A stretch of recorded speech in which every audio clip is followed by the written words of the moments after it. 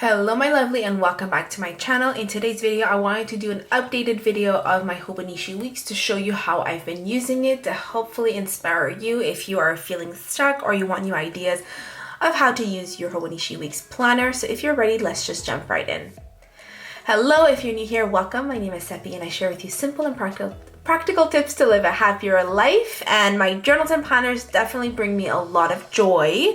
I have started the year using my Hobonichi Weeks as my planner, but as the months went by I realized that this is way too small for my needs. Therefore I've switched it up. I ended up ordering a Hobonichi cousin, which I have been using as my daily planner and my daily journaling. I just filmed a video with showing you how I use my Hobonichi cousin as my daily planner. So if you want to watch that, make sure to check that out after. But today's video, I'm going to show you how I went from using the Hobonichi Weeks as my planner to using it for my health planner. So I did share with you a walkthrough of how I had set it up, so I won't go through with it now because that will just be redundant, but I will quickly flip through it just to show you. I had initially started using it as my planner, daily to-do list, business to-do list. Give you a bit of background, I have a full-time job and a business as well, so my weeks get a little bit busy, and so I found that the Hobonichi Weeks was just way too small. I was like squeezing things in. It just felt really claustrophobic. It felt very just crowded and I was just not loving it at all. I like to have space, to have a bit more white space, just like it just felt very cluttered, and I was just using it for too many things and it just felt overwhelming and just not. I would always end up using my brain dump journal by the middle of the week to put down a to-do list here, so that just kind of defeats the purpose of having this.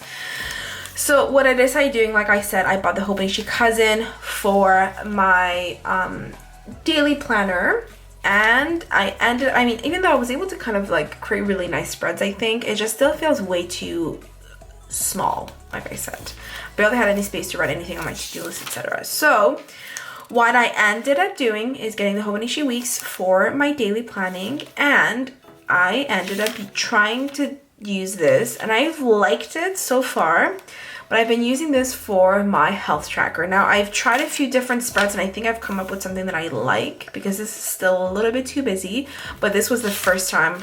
As you can see, this is just like a typical weekly planning, and I use these stickers from Helen from the Coffee Monsters Co. But I ended up using, so this is the first time I was using a spread for my health tracking, and I was tracking my movement, what I was eating, wellness, so any wellness habits that I was practicing, how I was feeling, just so I can reflect a little bit on, in terms of my phase in my cycle, as well as, my habits and my food, to see if there's any correlation. But again, because I have daily journaling, I kind of dropped that because it just became a bit redundant. I also like to cycle sync my workouts and especially my food with my cycle. So I do write down things that I already have in the fridge that I know are what I should be eating for my cycle. And here's a little tip for you. If you are trying to cycle sync your period with your exercise and your food, I did do a breakdown at the end of my Hobonichi just to refer to it a lot easier. So basically what happens every single week when I sit down to plan my week, I use my Hobonichi cousins for my schedule, and then I use this for my health, and I check my an app that I use, the Flow app, to check what time in my cycle I am, and then I go in the back on my journal and I check to see what's happening in my body that week. That way I can understand if I have lower energy, that's what's happening, movement, what's a bit better, so I can adjust my workouts a little bit, and then the food that'll help me process my hormones, especially my estrogen. That way I can be a bit more mindful with what I'm eating that week to help support my body during my cycle. So that's how I do it. So then every single week I write down a little bit of the stuff that I already have that I should eat. So it's done in a very non-pressure kind of way. So then I put down meal ideas and then my goals for my movement, and then here is what I actually got done. So this was the first time I did this spread.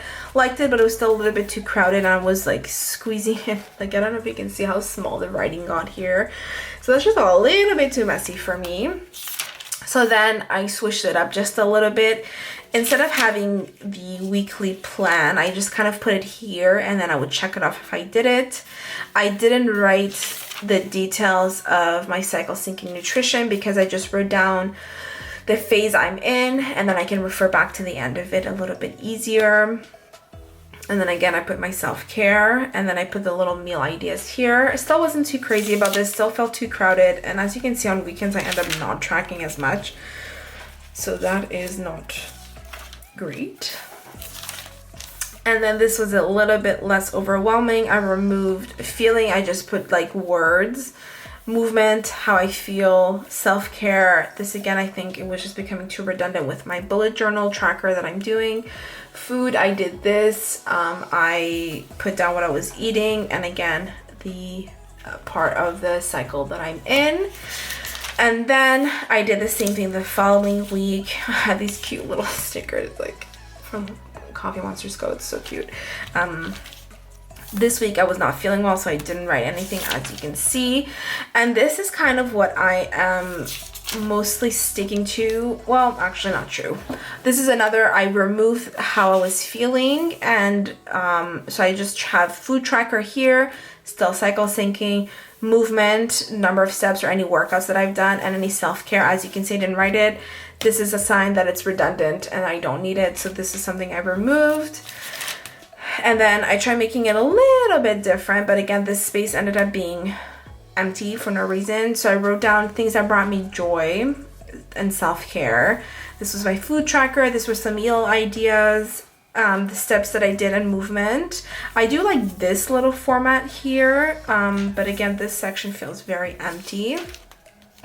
And moving forward, this is the new setup that I have for this week. It's kind of the same thing as this one, just to track self-care, to see what I'm actually doing, to be mindful of that, and my food, steps, and any kind of movement that I'm doing. I'm in a weird phase right now in life where I'm trying to figure out what is happening with my body and my health. So my exercise regimen has not been the same as usual, so I'm not planning ahead any workouts per se, but my target is to get enough steps every single day, and then meals. So this, I have to figure out what to do with this section. So I think that there's going to be a new rendition of this as well. However, I have enjoyed having a separate journal just for tracking these little things. However, I don't know if I would continue doing it next year. I would just want to make use of the Hobonichi Weeks because I don't like things going to waste. But I actually don't know if I would keep using the Hobonichi Weeks to track my health, just because I also have a bullet journal where I do track my habits and I track my goals in here.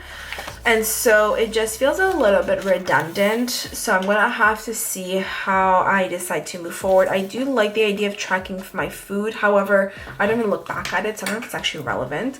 But all that to say, this is how I've been using my Hobonichi Weeks to track my health.